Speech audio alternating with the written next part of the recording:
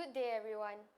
My name is NICOL Abigail Thomas, and I'm 17 years old this year. I am representing my school, SMJK Chonghua, with a code number WEB0247. Thank you for having me here today. As I am given the opportunity to speak about a book, I will be sharing about a book which I personally fell in love with due to its exciting and unimaginable plots. Allow me to introduce to you. It ends with us. You might be thinking, what a weird topic to start a book with.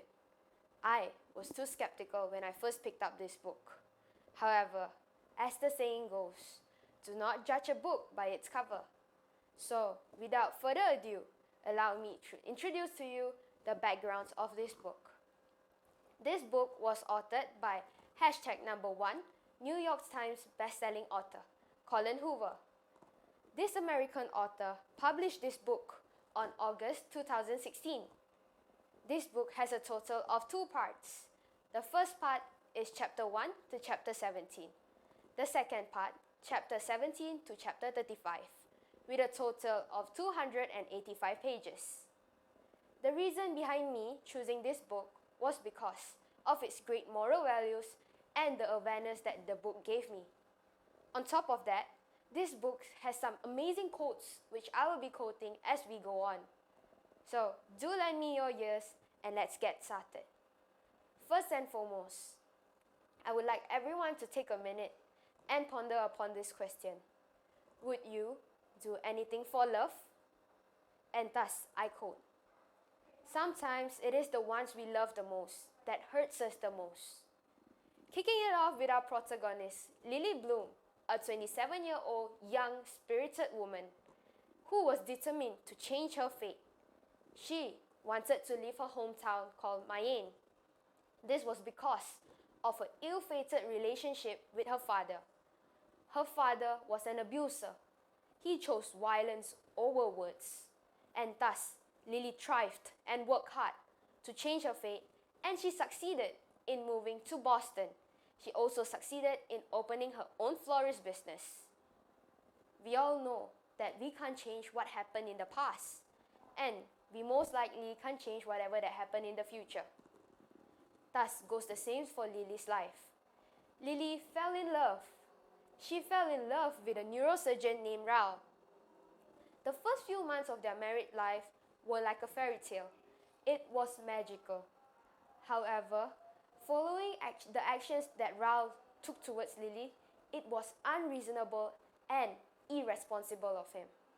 He too chose violence, and he hurt Lily so much. I would like to quote what Raoul said in chapter 1. He said, "Bad people don't exist. Sometimes it's just people who do bad things that exist."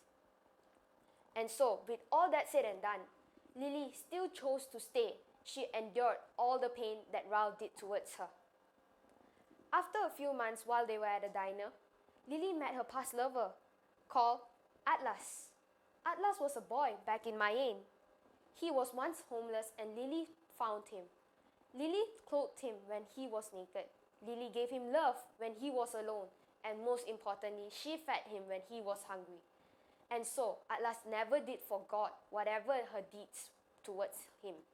And today, knowing whatever that Lily is going through, he advised her to end her marriage. But being as stubborn as Lily was, she refused. So, Atlas was there as a support system. He gave her reassurance. It was not until Lily found out that she was pregnant. She feared so much for the child in her womb. She was afraid that her husband might hurt her baby, even though sometimes she knew it was unintentional. And so, she made the final decision to end her marriage. The book ends with a heartbreaking necessary ending. And Lily says something that is also my favorite part of the book. She said, "Cycles exist because it is excruciating to break. It takes an astronomical amount of pain and courage to break that same pattern." And so, back to the topic, it ends with us. The book ends with Lily promising herself and her baby Emmy that all this violence ends right now. It ends with you and me. It ends with us.